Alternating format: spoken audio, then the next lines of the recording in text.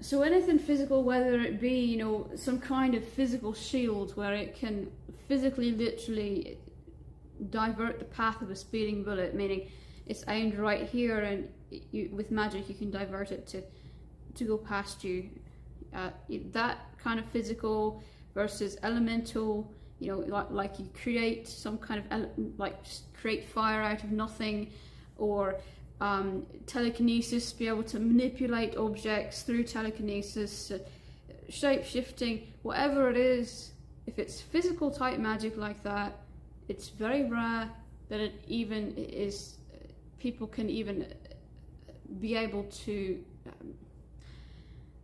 master any of that. Because nowadays, whilst it's not, in ancient paganism, this is what we believe, whilst it's not impossible, people in modern paganism say it's impossible, ancient paganism say it is possible. While it's just not impossible, people nowadays are not mind, body, soul strong enough or balanced enough, and you need the strength and the balance. And unfortunately, just by the laws of the universe, you can't try to dart around and dance around these rules.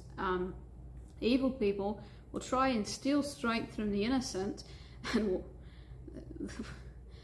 all it gives them is even more weakness and even more pain. Basically, when they're doing that, it doesn't belong to them. Even if they try to do a binding, it still doesn't belong to them, and so it's going to fight against them constantly. For maybe a couple of minutes they'll feel strong, and then after that it's going to start to diminish, and not only diminish but work against them. So they're going to feel pain, a lot of physical pain. Some even actually end up bedridden, and a few cases, well, I won't say a few, several cases can actually lead to death. When you do something that evil, it's not going to give you the strength that you need more than a few seconds before it starts to turn against you, and eventually at least make you bedridden, if not kill you. So the only time that you might be able to take strength from something that isn't yours and do a binding or something like that is when you have sacred permission to take it from an evil thing of ill intent. So not an innocent, but something that is legit pure evil, and you're taking that strength from that away, so it can't do any more evil then. So you basically are fighting against it with war magic, taking away its strength so it can't hurt anyone else, you know. And maybe in that circumstance, but still, if you do something like that, is it going to give you the strength and balance you need to do something like shape-shifting? Even if you do it, you know, 1,000-fold? No. Because even if you've got that strength there, you don't have the balance. The balance can only come from you. Balance, by that I mean mind, body, soul. I mean chakras. Now, people try to overcomplicate chakras, and the way that I designate said chakra for said thing, the terminology that I use, you'll find is a lot more simplified, because I can make more sense of it that way. I even may call the chakras different. I may name them different names, you know, but basically it's mind, body, in its pure essence, it's mind, body, soul balance. If you don't have that, even just in the slightest, you even just got one chakra that is what I call broken. I don't use blocked, I use broken, hence what I was saying just a minute ago about me using different terminology. Get over it. If you have just one that's broken, then that is going to prevent you from shape-shifting. You'll find that everything else goes well until you get to that part of your body. Basically, your chakra is physically, your soul is physically linked to your body. And so if that chakra in your soul is damaged, is weak, is shattered, then so is that part of your body. Let me give you an example. If you've got a damaged let's see, which one do I want to do? I'm trying to think. If you've got a damaged breath chakra, throat/breath chakra, I mean, I kind of use it interchangeably, then you won't be able to, literally physically won't be able to breathe very well. You have a lot of breathing issues, and you may feel like you're never heard, or you may try to be heard too much. But it's going to make your throat, your vocal cords, your lungs all very weak physically, all very physically weak. Same if your heart chakra, it's going to make your heart very weak. It's not going to work properly. Physically, you're going to have a lot of heart issues. So, since this is so physically connected, you're going to have to do the hard work of mending, so that mending your actual soul. And let me tell you right now, to mend someone's soul can either take months, decades, centuries, thousands of years. Some people take many, many lives.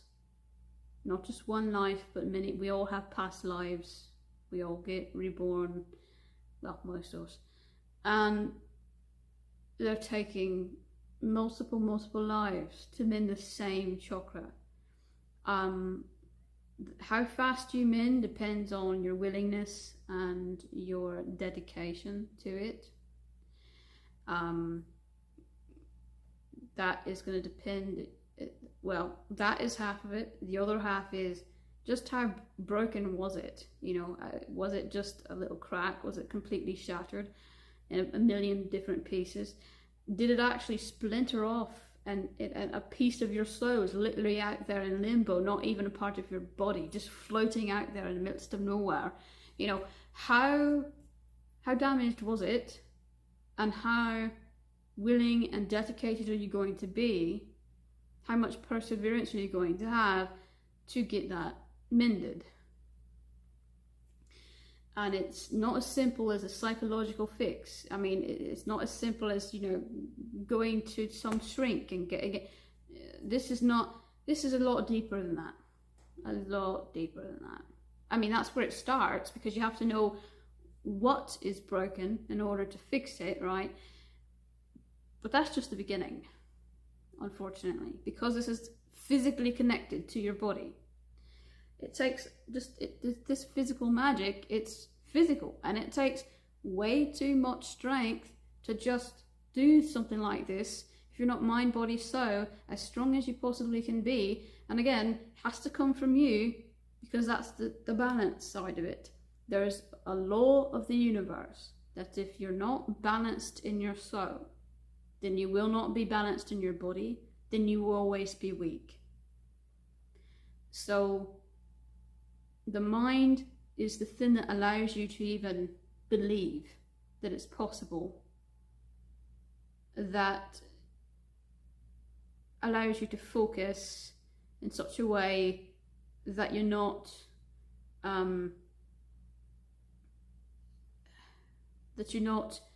fighting against yourself with what you're trying to do.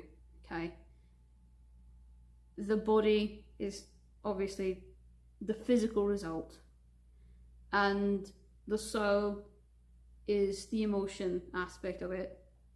Okay, if you take strength from something that is pure evil in the purpose of war magic, for protection and war purposes, you're taking that away from them so that they can't harm anyone and anything else ever again. Then okay, maybe you might have sacred permission to do that. But is it actually going to give you the strength that you need to do something like this? Probably not. Because even if you do have sacred permission to take that, even if you can do binding, if you're unbalanced, it's going to fade pretty quickly. Because any imbalance in your soul, in your chakras, any imbalance acts like a gigantic black hole. It's like eating a tiny little pin needle sized crumb every day. No matter how many of those crumbs, an endless supply of crumbs, is still going to only amount to this tiny little, no matter how much you try, it's still going to end up being this tiny little crumb. Because imbalances in the soul is like a destructive black hole. And that energy gets eaten up too fast. And it's because it's not your own, and because you've got those black holes inside you, it's not ever, not even thousands and thousands of times if you try to do this, it's not ever going to amount to much, because it will get diminished before you can ever replenish it. And the only way to close those black holes is to create balance, is to mend your own chakras. I'm sorry, but there's no way around it. It sounds too good to be true. If it sounds too easy, let me tell you something. It takes people hundreds, if not thousands of years sometimes, through multiple lives and past lives, to fix just one chakra. I mean, it depends on your willingness, like I said, and your motivation, your dedication, and it also depends on just how badly broken that chakra was. Is it cracked? Is it completely shattered into a million pieces? Is it splintered off completely to the point where it is literally in no man's land, in limbo, purgatory, wherever you think it might be, and it's not with you, it's not with your body. It is so shattered that it just splintered off of your entire soul. How broken is it, and how determined are you to mend it? Depends on, those two things depend on how quickly you can mend something. Could take months, could take decades, could take centuries, could take thousands and thousands of years, depending on what I just said. It sounds simple, but it is most definitely easier said than done. When you start working on this and realizing that, then you understand what I mean.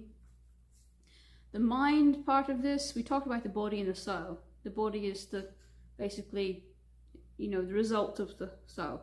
The mind part of this is the belief and the confidence. And if you're sitting there constantly arguing with yourself, saying this can't happen, I can't do this, this doesn't exist, but if you try to get all that stigmatized stuff of modern day society in your head, and you don't listen to your ancestors, and you're just that's the mind getting in the way. The mind is a lot easier it's still easier said than done, much easier said than done. But the mind is usually a lot easier to correct. I won't say always, but it's usually a lot easier to correct. But you need to open that door to the truth. Once that door is open, once you've got that belief and self-confidence, not only do you know that it can happen, but you know you can do it. Once you break down that barricade, it's quite quick. If you spent your entire life, with most of us have in modern day society, thinking it's not real, this can't happen, or even if you do believe it might exist, saying there's no way I personally could do that. If you spent your entire life thinking like that this kind of stuff doesn't exist, then that is going to be an immensely heavy and sticky door to open. But once it is open, that's when it just flies open usually. Unlike working on your chakras, that door might be really easy to initially unlock, but you just inch it open, usually a little bit at a time, a little bit. With the mind, if it's open, it's wide open. If it's closed, it's dead shut. In the next video, I'm going to talk a little bit about things you can do in the meanwhile while you're working on all of this, to kind of prepare yourself for when you are ready, for when you actually are mind, body, soul ready. We'll touch on that in the next video.